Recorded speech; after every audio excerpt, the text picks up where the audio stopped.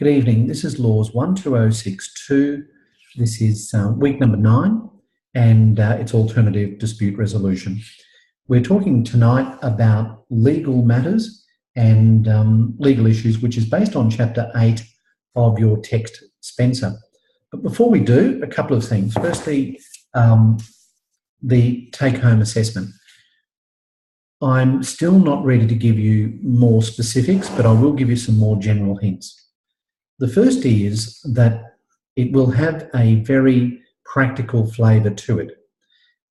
Last year's was practical in the sense that you are to advise a person or a number of people who are in a dispute situation, and essentially it's an open canvas. So this is what it was last year, to say, okay, here's the dispute.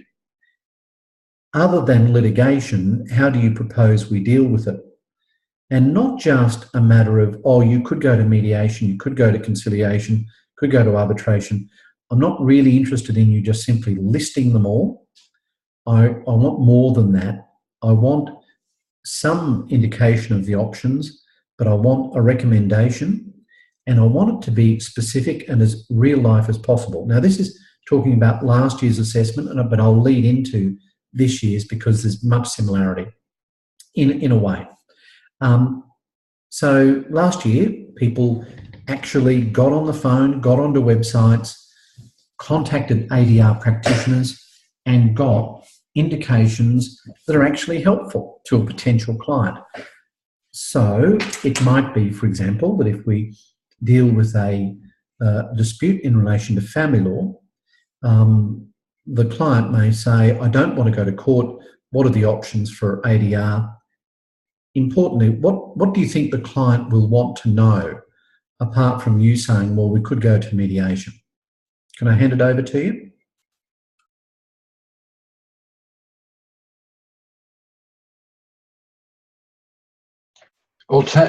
Sorry, you're asking alternative to mediation, did you say? No, sorry, I phrased that very badly. So this is all towards training towards the take-home exam. And I was making my comments in the context of last year's, but there will be some similarities. So we'll look at it. We'll look at it as something that might happen this year. So let's say the take-home exam outlines a dispute scenario involving people in a family law dispute.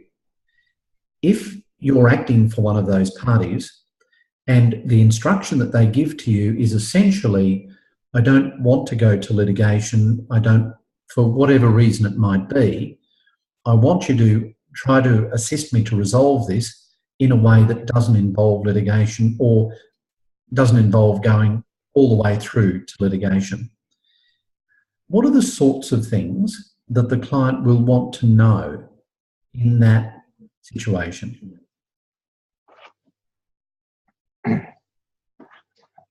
Well, the first thing they ever ask me is, how much is it going to cost? Spot on. That's the first thing. I think that's absolutely right. Proposals I often use is to attend to a parenting mediation, do a parenting plan for a period of 90 days with conditions to roll over upon agreement. And once they've had the ability to get used to the parenting plan without any further objection, they could then convert that to a court order by consent via a lawyer.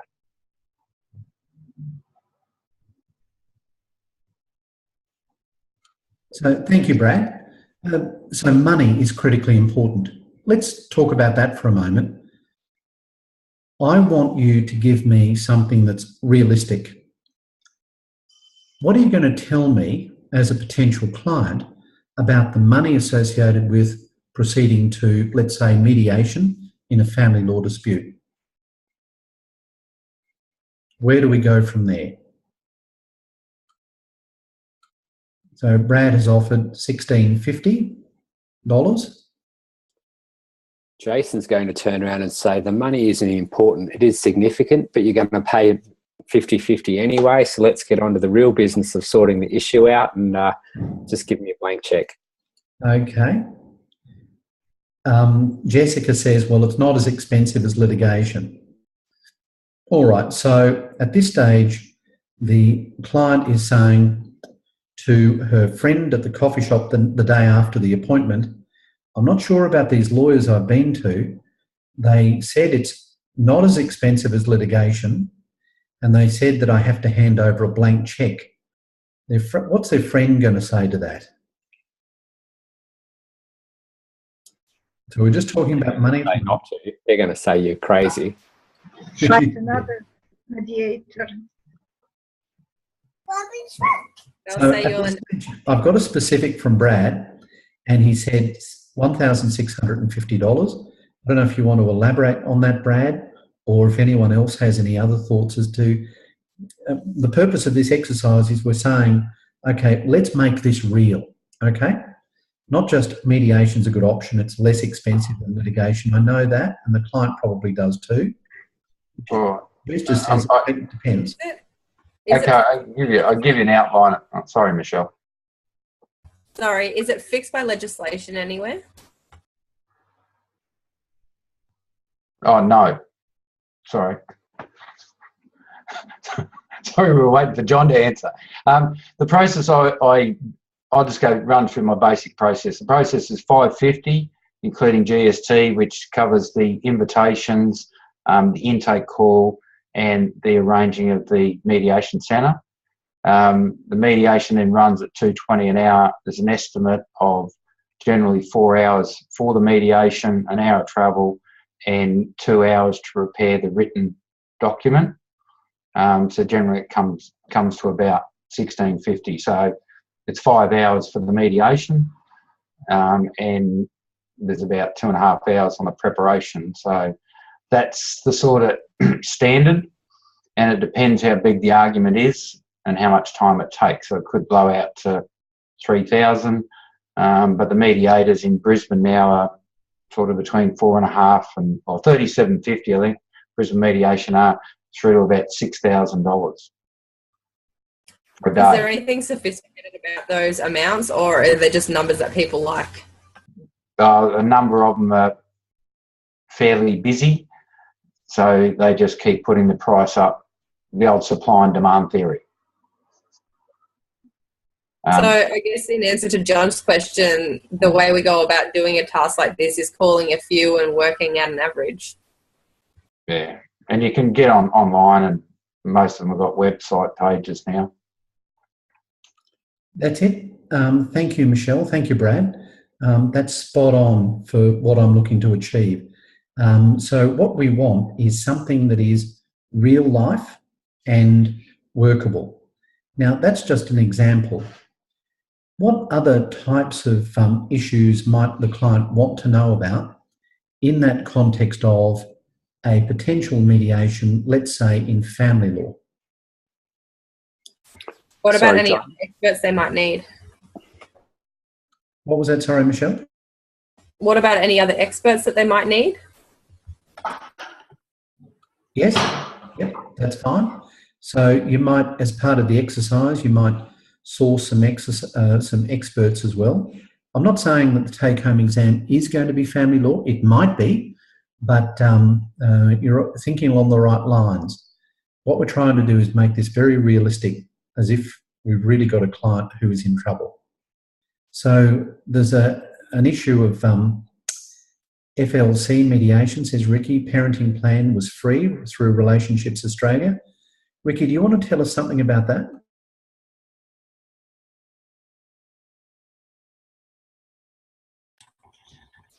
I actually can't remember. It was a couple of years ago now, but I know the first session was definitely free.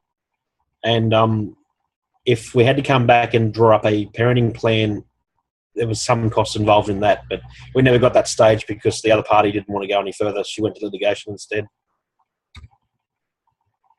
Thank you.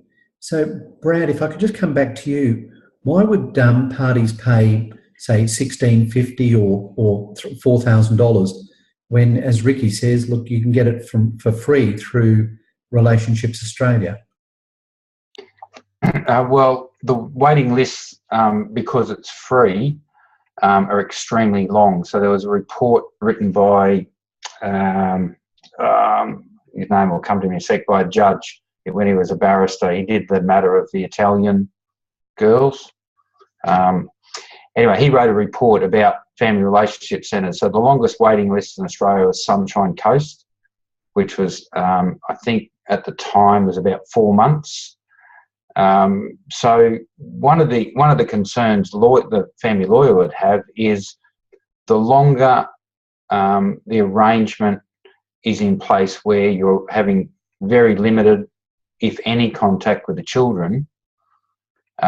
Generally, then if you make application, the judges in their interim will sort of possibly not give you as much time as what you would have anticipated. So they might say, well, the children haven't seen much of you for 8 months, so we'll just make it Saturday nights for now and come back and see us in 6 months. Whereas someone like myself and private mediators, I could sort of have someone in within 10 days and have an agreement out within under 48 hours and issue the certificate at the same time. Now, we've had people where they've been in the waiting queue at an FRC. So the lawyer's clients then instructed me to send an invitation. So basically within 10 days, we've issued a certificate and they were in court for an interim before they even had their first intake call at RA. So the waiting, that's the problem with when it's free. Everyone wants to line up at the free service. And you're dealing with people often that are just counsellors who lack a lot of experience and expertise in that area. Could I just interrupt and ask a question there? Like $6,000 seems quite excessive to me. Obviously, I'm not involved, Brad, so thank you for your input on that. Is that not just a justice by the dollar, so to speak? The richer people or people who have got more disposable income get a faster judgment or outcome compared to somebody else? Is that a fair situation? Is that what I'm hearing here or not? Yeah, 6,000 seems excessive, but they're driven by the economy. So they've got lots of people that want to go there, and a lot of these people are senior lawyers that are now just doing mediation, or senior barristers, and they're the people they go to. And unfortunately, a lot of those ones are legally assisted, so the clients will often take their lawyer with them. So there's $6,000 for the mediator, $1,000 an hour for the 2 lawyers. Some I've heard of ones go for like 8 to 9 hours. They're pretty expensive, but it's cheaper than a couple of days in court still. Okay, now I'm going to ask anyone other than Brad to answer this one or provide comment. Brad mentioned a certificate, getting the certificate organised. What's all that about, and what should you advise your client in relation to a certificate?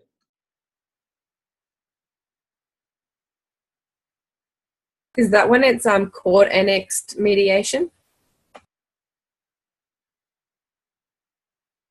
Well, there is, perhaps I can give a hint. You can't always just walk straight into the court and ask for the matter to proceed before a federal circuit court judge or a family court judge. Sometimes you need to consider prerequisites before doing so.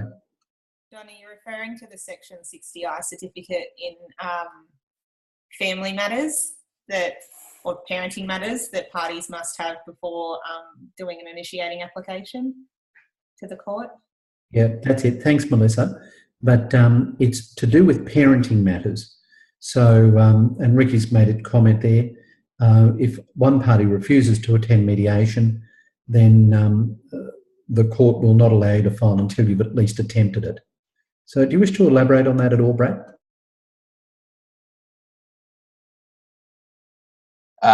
No, yeah, basically without that, the lawyers can't proceed with anything. No, it's a roadblock, basically.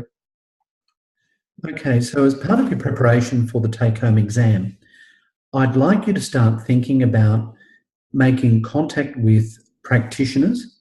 Now, it may be that your contact at this stage is limited to looking on websites, checking for different pieces of information. And I'm not just suggesting family law, it might be something else. It might be a building dispute, it might be a neighbourhood dispute, it could be any type of dispute.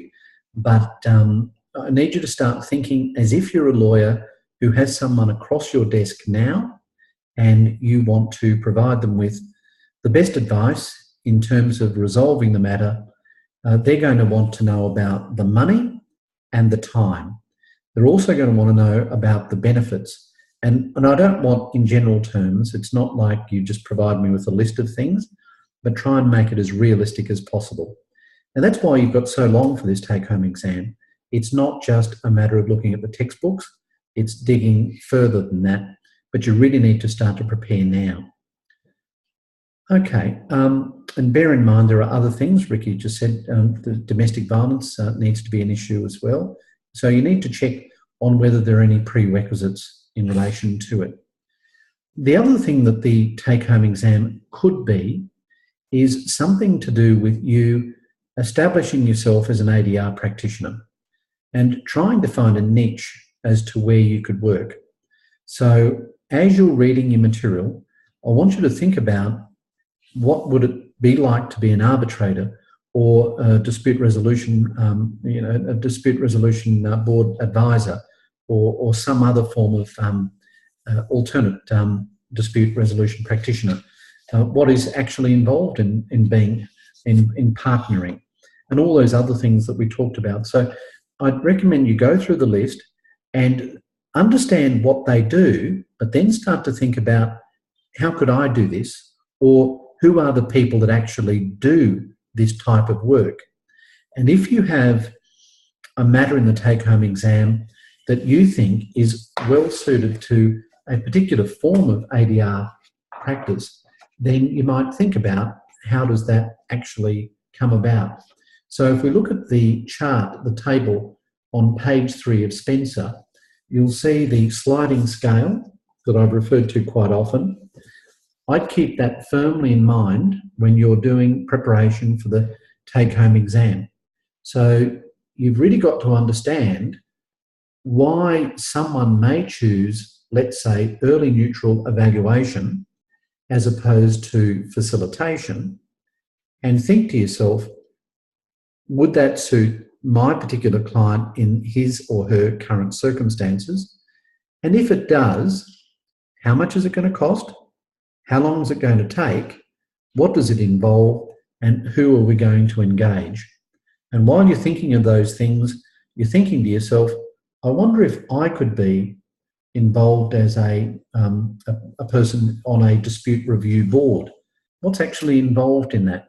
How do I get accredited? Where do I go to start up this business? So it's very realistic is the intention of this. So far I've said 2 things that you might expect on the take-home exam.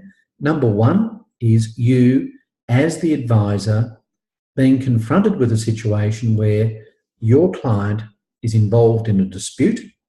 I'm not going to tell you what type of remedy you should provide in terms of advice, other than to say, make it something that's ADR. You choose which type of ADR and then determine the cost and all those sorts of things. The second thing that it could be on the take-home exam is you trying to set up practice, like Brad has in ADR. What's it involved? What do you have to do? How much is it going to cost? Where do you secure work? Things of that nature.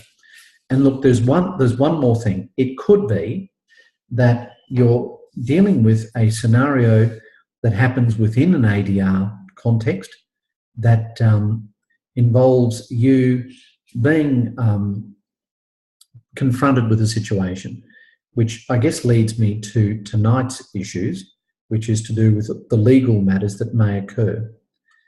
So as you're reading the material, if you haven't already done so, I want you to read actively and think about the sorts of issues that might be relevant in circumstances such as without prejudice communications, or circumstances that might arise where a party is allegedly misleading the other party in a mediation context, or that party is not disclosing information that ought to be disclosed in a mediation context. Okay, so if I could just take the discussion towards that area, and I'm going to ask a question generally. Ethically, are you entitled to do this? To act on behalf of a client who says to you something to the effect, I want to go to mediation and I want you to disclose this documentation in mediation, because if we do that, then the documentation can't be used in later litigation. What's your thoughts on that? Any thoughts?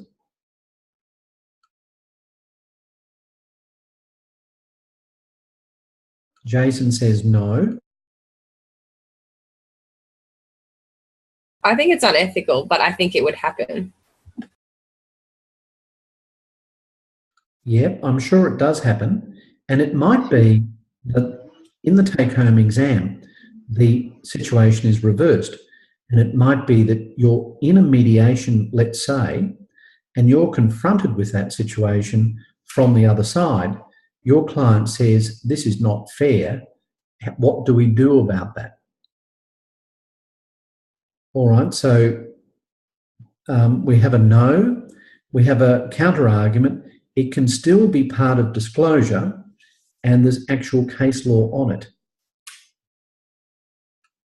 Any further thoughts? I agree with Ricky, but then the problem with that is that you've got to rely on there being litigation later, and then you've got to make that a point of the litigation for the judge to admit it on that point. Okay. Let's look at, and Jessica has provided a comment, sometimes a blurry line between unethical and strategy, and it's hard to know without knowing exact facts. Let's take this situation. You've worked very hard to get your law degree. Very proudly, you've been admitted as a legal practitioner. You embark on practice, and in the first year, you're put in a situation where you feel uncomfortable. Let's take this scenario, and I'd like your comment. You're a practitioner. You're acting for a party in a mediation. You're claiming an amount of money by way of compensation as a result of, let's say, a workplace accident. No, that's probably a bad one. Some sort of common law damage, and the amount of damage is calculated by reference to your lifespan. As you walk in, just as you're preparing for the mediation, your client says, and your client's, let's say, 40 years old, your client says, I've just been diagnosed with a very aggressive form of cancer, and it looks as though I only have 2 years to live. Very sad, but how do you deal with that situation ethically? What are your obligations? I think you have a duty to disclose. What if your client says, don't disclose, my family needs this money? I think that was a case, one of on this issue case when the people had to repay the money back. I think I read it somewhere that. Okay. I'll look now. So there's a case on it where a lawyer basically did that, and he relied upon the obligation that there was no requirement to disclose that at the mediation because it wasn't required under the statute at the time, but he was found to have been professional misconduct. I'm trying to find the case, but yes, it's a Brisbane lawyer. I thought it was Jennings. It might be no. Well, Lanning. the one I'm thinking of starts with M. Oh, Mullins. Yeah, Mullins. That's it. Mullins and LSC. Yeah. Yep, that's the one. So make sure that you read Mullins. If you're going to practice in this area at all, you need to be aware of that case. Ricky said, have a look at, it's in ethics, and have a look at the Queensland Law Society Ethics Centre. Having said that, I can do that, but I think it's available to members of the public. So it's a great resource in terms of ethics generally. Okay, now let's talk about without prejudice communications for a while. Jessica says you have a duty to represent your client, but also a duty to the court and duty to learned friends. So, yep, and I agree with all those things, but I want you to get your head around that, ready for the take-home exam, because that might be part of it. See, one of the difficulties is that you have to reconcile things that appear to be inconsistent, such as the confidentiality of ADR process versus responsibilities to disclose relevant information or not to withhold information. So you need to deal with those sorts of apparent inconsistencies and have a clear mind. Okay, now without prejudice communications, what does that mean and how does that have an effect on ADR practice generally? Any thoughts?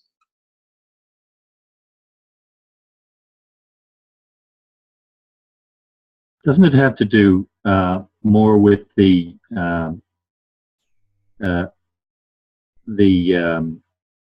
things that are revealed as compromises rather than the facts in the case? Thank you, Gordon. So I get what you're saying is that it's to do with offers of settlement and arrangements with a view to resolving the issue, but not necessarily to do with the facts. Okay? And Brad's coming with that case, LSC against Mullins, 2006 LPT 12. Thank you. All right, so Ricky says, in relation to without prejudice, to support what Gordon is saying, it must be directly related to negotiation. Okay. Does anyone know what a call-to-bank offer is? What's a call-to-bank?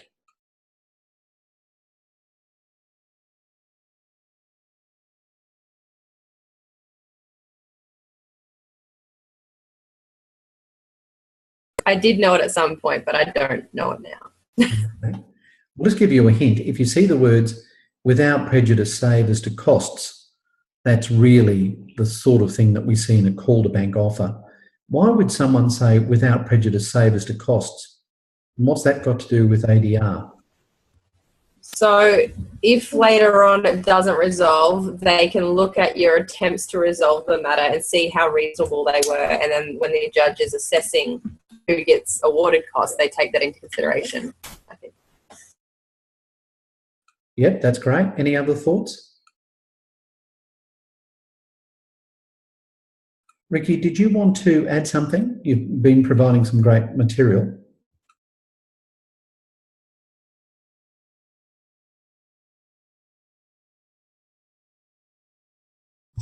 Just my last comment in the chat box there, which is a bit of a cut and paste. Yeah, please tell us about it. I cheated. I Googled it. I haven't quite read it all yet. Fair enough. So without prejudice communication, it applies in relation to civil litigation. That's the theory. It does apply, in my view, it also applies in criminal law litigation through case conferencing, which is one of the things that was introduced in the Moynihan reforms.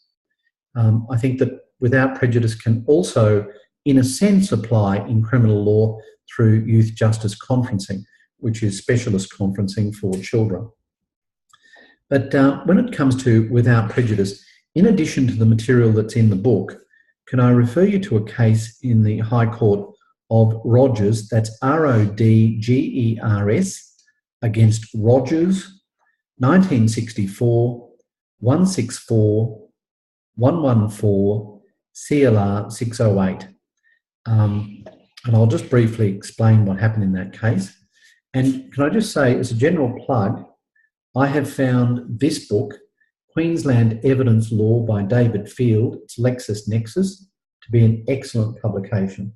So I use that as a general reference for lots of subjects that I do. So that was where I went to supplement the material in Spencer in this instance. Now, Rogers and Rogers, 1964, 114 CLR 608, prior to litigation, a couple, separated couple, entered into considerable amount of correspondence between themselves and through their respective lawyers. And during the communications, the husband disclosed considerable detail regarding his financial position, and the High Court held that the family court should not have used that information as the basis of an award in favour of the wife. And although the parties had not headed the correspondence without prejudice, they had clearly been attempting to reach a settlement, and what the husband disclosed must have been regarded as confidential. Now, the problem I have with that case is trying to reconcile it with the obligations that were referred to in the Mullins decision. So see if you can read that, try and work your way through it, and ultimately it's up to you. Lawyers love saying that, it's a matter for you, but ultimately you've got to understand your obligations ethically and to the client, and understand how far you can go in mediation, and just as importantly, be prepared to jump on your opponent if you believe that your opponent has gone too far. Okay, and Brad was talking about call-to-bank offers. If the offer is more than the court awards, it assists in a court cost application. Terry has correctly identified the Evidence Act. Thank you for that, Terry. And just remember, of course, that we have the Evidence Act in Queensland, but we also have the Commonwealth position. So the Commonwealth position would be applicable in, say, a family law dispute. And have a look at section 131 of the Evidence Act Commonwealth, which is the uniform evidence laws apart from Queensland. All right, so I've given you a fair bit already to think about in terms of what you need to do for the take-home exam. And I will ask you to read the rest of the material in your textbook. I won't go through that and just refer to my notes. I've got extensive notes, but I like to think that you can read that material just as intelligently, if not more than I can. So if you have any questions about the reading for this week, please let me know. Does anyone wish to ask any questions, make any comments? And while you're thinking about that, I'll just give you a reminder about the Have Your Say button. I'm very pleased to see 2 people have already had their say. I'll let you know that I really need to get 50% of the class or more having their say. It's important for the university and it's important for me. So please consider doing that. All right, so tonight we've talked about a range of things. Someone wants to get their assessment marked first. That's fair enough. I fully understand that. I tend to, I don't know if it's true. I think I'm generally regarded as a pretty hard marker. I don't give out 7s too readily. I can say that in a sense because, as you'll understand, we have review meetings, and I tend to be in the tougher category, I think. So if you get a 7 from me, or a 6, or even a 5, I do make you earn it. But I'm really pleased. Can I say this? Really happy with the standard of the work that I've already assessed for number 1. Speaking of number 1, I expect to have those results released to you on probably Monday of next week. I aim for the Sunday. The cut-off is Saturday. Nobody can submit work after Saturday. So if there's a few, not many, but a few who haven't submitted work, if you're watching this, make sure you get it in by Saturday. The cut-off is Saturday. I'll probably be spending all of Sunday continuing to mark. Hopefully, I'll have the results released to you next Monday. Okay, I've been talking a lot, but what I was doing is giving you time to ask any questions or make any comments about what we've discussed tonight, the reading material, or the take-home exam, any of those sorts of things. So please, fire away.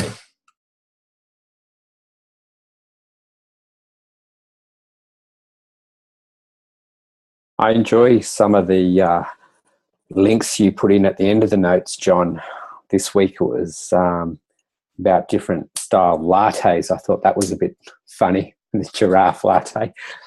What I did particularly like is the one last week, and I'm sure I can't pronounce his name, but I think it's Makui Chandri, perhaps, his statement, when angry, you make the best speech ever that you will regret. I think that was really good. I've taken a lot from that. Yeah, that's right.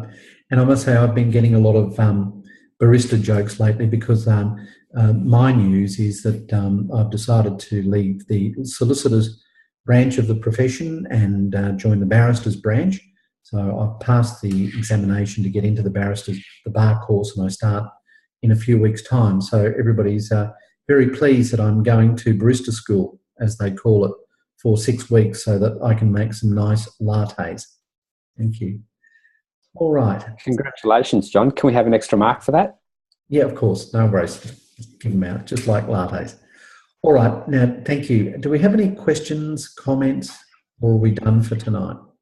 Hey, John, could you have some examples for the exam, the final take-home paper?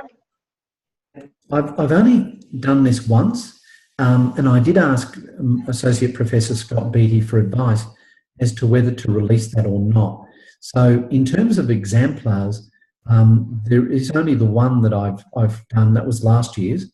I've had this course for a few years, but last year's was the first time I had the take-home paper.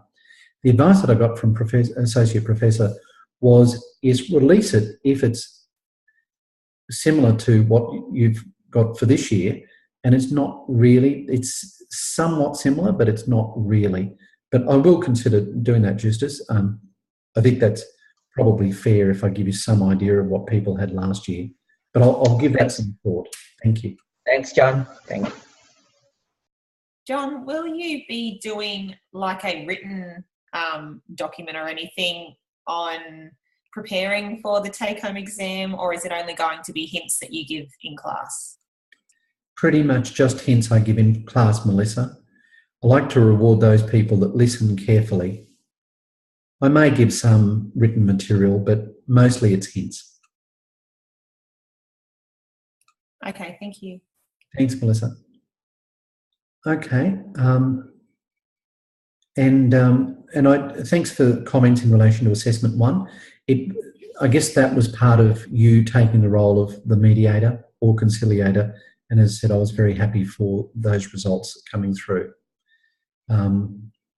Okay, well, we might call it quits for tonight. Thank you very much. Thank you, Brad, for your contribution. I appreciate that, and thank you for all of your contributions tonight. We'll see you next week. Please, any questions through UCREW, and for those that are still providing answers to the weekly assessments, I thank you very much and appreciate it. All right, well, I'll stop the recording now,